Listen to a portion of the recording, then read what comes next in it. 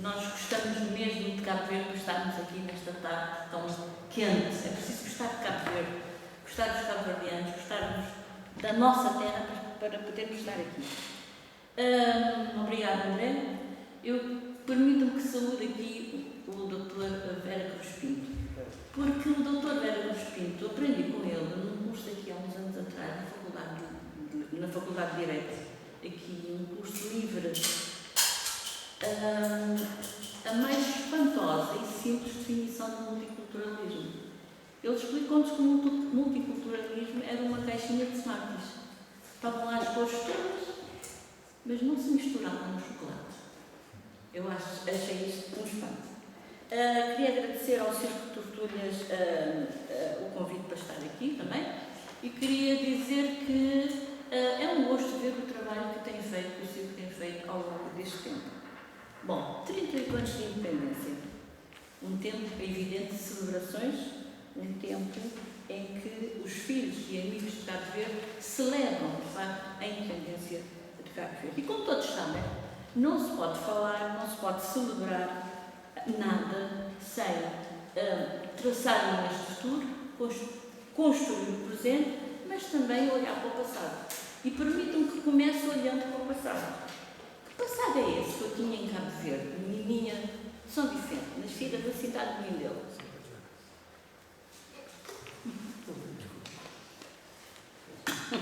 Sampa ajuda, diz aqui o doutor.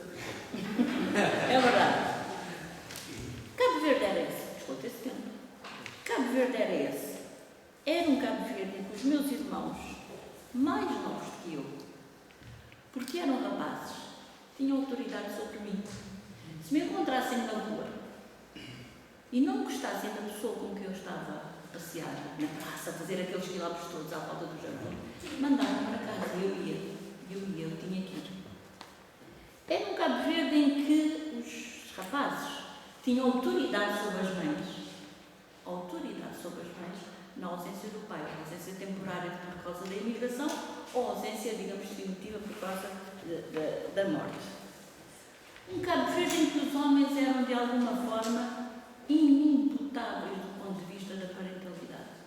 Tinham os filhos e lavavam daí as mãos. Um Cabo Verde em que a minha avó em São Vicente, na altura dela, só saía à rua acompanhada pelo marido. Portanto, era uma sociedade, de algum modo, atenção, não ponham o era uma sociedade de algum modo repressiva. E porquê? Porque nos conhecíamos a todos e, portanto, havia um controle social sobre nós todos. Mas havia, ao mesmo tempo, uma sensação de segurança, uma noção que nós não sabíamos de quê, mas era já um cosmopolitismo já nascente. Mas também um sentimento forte das injustiças sociais que nós víamos acontecer à nossa volta, porque nós víamos que Cabo Verde estava a ser abandonado pelo governo central. Mas também sabíamos e víamos que no meio da pobreza extrema havia uma dignidade enorme, uma entreajuda enorme, uma fraternidade enorme. Eu costumo dizer que tudo isto nos marcou enormemente e que, por causa disso, nós nunca, apesar de estarmos anos e anos e anos a viver fora de Cabo Verde, nós nunca deixamos as ilhas. Estamos sempre lá. E o nosso tempo está sempre sintonizado com o tempo das ilhas. A minha geração viu de tudo. Cabo Verde lá, e em Cabo Verde aqui, porque há um Cabo Verde aqui. A minha geração viu de tudo. É uma geração que vem, nós tínhamos na escola, da minha Isidora, a Ardósia, escrevíamos e estávamos concursos. Portanto, a minha geração viu desde isto até ver os netos a trabalharem com Magalhães, com computadores. Portanto, há todo um processo que a minha geração teve a sorte de ver. E como já disse aqui o professor Vera Cruz Pinto, nós já vimos muita coisa. Vimos a guerra colonial, o exílio, o processo revolucionário em curso, a descolonização, a independência, o multipartidarismo, etc. etc. Eu não sei, mas dizem que Cabo Verde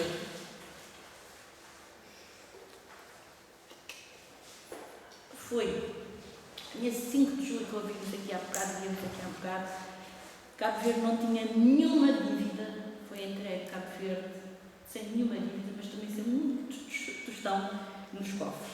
Bom, então, como todos sabemos, Cabo Verde foi considerado um país improvável, um país inviável, mas é hoje um país que apostou enormemente e bem na educação, um país que apostou na formação das pessoas. Nós todos sabemos que havia 2 liceus no Cabo Verde e então hoje até tem, acho que são 47 liceus no Cabo Verde. Que o ensino secundário foi elevado para todo o território. Foi um país que apostou na saúde, a esperança de vida chegou já aos 72 anos. Cabo Verde é um país que tem já hoje uma universidade de Cabo Verde e não só uma universidade em Cabo Verde, em que as taxas de mortalidade infantil e de mortalidade materna baixaram enormemente. Portanto, hoje Cabo Verde, nós sabemos e orgulhamos disso, é um Estado respeitado. Tem tido um bom desempenho nas classificações internacionais, nos domínios como a democracia, as liberdades, a boa governação, a gestão financeira, etc, etc, etc. Perguntam-me, há mais? Mas não há problemas. É evidente que há problemas. Há manchas muito significativas de pobreza, embora os índices tenham caído. Há um enorme desemprego de jovens, há habitações ainda pouco condignas, há a grande questão do narcotráfico, etc, etc, etc. Mas acho que se tem feito um enorme esforço para provar que, de facto, aquele país não era tão inviável como se quis dizer. Eu acho que muito se fez, mas é necessário que não se durma à sombra dos feitos passados. E acho que cada um de nós tem que dar o seu contributo para o aprofundamento da democracia e para a construção, de facto, de uma sociedade mais justa e mais equitativa. Mas Cabo Verde é lá e é também cá. E como deram liberdade para falar daquilo que eu quisesse, desculpem, vou falar um bocadinho do Cabo Verde aqui. Também aqui a minha geração assistiu a muita coisa. Eu sou do tempo em que havia um jornal, essa é para ti, um jornal chamado O Jornal, que pôs em grandes parangonhas, a certa altura, cabo-verdiano comeu os fígados de uma miúda em Odivelas. Não sei se lembram alguns. Essa notícia foi depois desmentida num cantinho lá dentro do jornal e fez estragos enormes na comunidade cabo-verdiana na altura. Foi um tempo horrível. Um tempo de grande estigma sobre a comunidade cabo-verdiana. Se um angolano, um são tomense, um moçambicano fizesse qualquer coisa, era o cabo-verdiano que tinha feito. Um tempo de enorme pressão social, um tempo de enorme desconfiança sobre a comunidade cabo-verdiana em Portugal.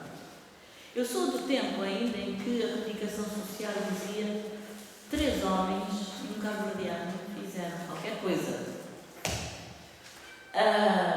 Felizmente, este tempo passou, com o alvance e recuos, avançou-se muito até nisso. E avançou-se também em Portugal em questões estruturais.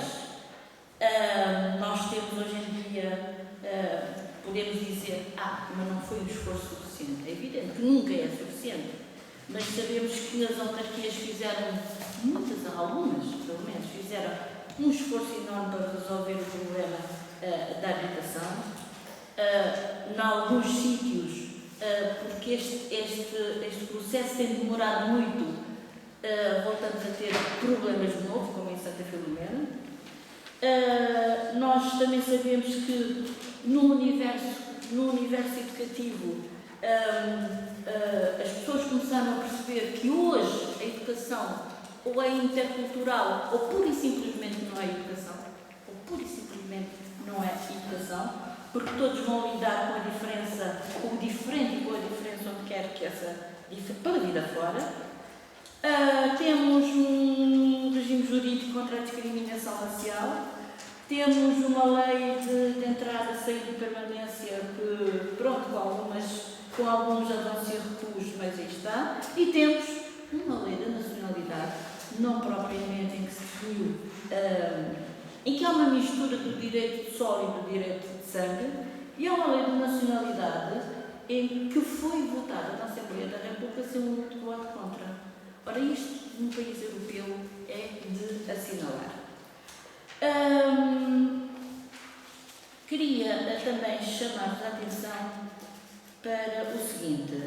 Se calhar não é por acaso que aqui em Portugal a questão da imigração não é, no fundo, que suscita muita atenção mediática, nem suscita atenção, até agora, do cotidiano dos portugueses. E não é um assunto que deu origem a grandes clivagens sociais. Então fazem-me também a pergunta que há bocado fizeram sobre Cabo Verde, ou que fiz a mim mesma. Vivemos então aqui, neste Cabo Verde aqui, no melhor dos mundos? Não, é evidente que não. Temos problemas a níveis de jovens, dos jovens aqui nascidos. Vamos assumir os jovens que são levados para caminhos marginais, os jovens que se sentem vítimas de estigmas, jovens que têm dificuldade de acesso ao crédito para qualquer assunto que queiram levar nas suas vidas. Temos problemas, às vezes, nos níveis intermédios da administração. Temos problemas com a crise. Não nos podemos esquecer que nós estamos a assistir um tempo em que há uma desvalorização do fator de trabalho, em que estamos a pôr os remediados contra os pobres e os pobres contra os paupérrimos, e aí entram os cabo-verdianos, os primeiros a serem despedidos, os primeiros a enfrentarem uma série de problemas. Temos problemas com pessoas da terceira idade com ordens de despejo. Há jovens nas ruas que não fazem parte das listas do Banco Alimentar. Há novas questões na educação. Há mais despedimentos por inadequação ao trabalho. Há problemas nas práticas sociais cotidianas. Por aí fora. E temos séniores chegados à fase da reforma sem poderem regressar a Cabo Verde com uma pensão digna. Há estudantes que não conseguem pagar os seus estudos, etc. Portanto, nós podemos dizer que no Cabo Verde aqui houve uma seguinte evolução. Primeira geração, que eu chamo a geração dos cobertores, do CATU, Centro de Apoio ao Trabalhador Ultramarino. Geração que recebia cobertores. A geração que veio fazer o metro, o Porto de Sines, o bairro de Alfaragide, etc. Uma segunda que já lutou pela alfabetização, pelos direitos mínimos. Uma terceira que começou a ter uma intervenção pública já grande através das suas associações e não só. Portanto, há sempre um caminho a percorrer, mas não nos podemos esquecer que nós estamos a passar. Já passei 5 minutos? Tem 5 minutos. Não, estava assustada. Não nos podemos esquecer de uma coisa. Não estamos num tempo qualquer. Este tempo que também é nosso, não é um tempo qualquer. Há quem diga que nós estamos a passar de um mundo finito de certezas para um mundo infinito de incertezas. E que caminhos para Cabo Verde, lá ou cá, com este cenário? Sabem todos os dias nós somos martelados com esta questão da crise. Esta crise já fez 53 milhões de novos pobres. Isto vai ter consequências a nível de Cabo Verde. Que vivemos num tempo, os cientistas sociais chamam de paradoxo liberal. Economias cada vez mais abertas, fronteiras cada vez mais fechadas. Num tempo em que cerca de 150 milhões de pessoas vivem fora do sítio onde nasceram, vai ter consequências para todos nós. E se juntarmos a isto o facto das opiniões públicas europeias, mesmo sabendo que o trabalho dos imigrantes, que o trabalho estrangeiro é necessário para nomeadamente para a segurança social. Essas mesmas opiniões públicas europeias estão cada vez mais renitentes à ideia de receber mais gente. Portanto, é um tempo em que estamos encurralados ainda, e estamos encurralados em categorias que já não existem. Países de imigração, Cabo Verde era um país de imigração e país de imigração. Estas categorias hoje deixaram de ter sentido e, portanto, há novos paradigmas.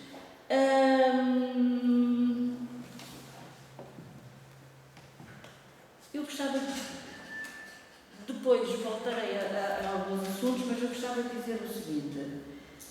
Nós estamos a assistir àquilo que alguns chamam um tempo de contração do futuro, em que todos os dias nos dizem que as coisas são inevitáveis. A crise é inevitável, a repetição, o atirar de gerações contra gerações é inevitável, tudo tem de ser resolvido no presente. No futuro, as coisas têm que ser resolvidas a nível individual.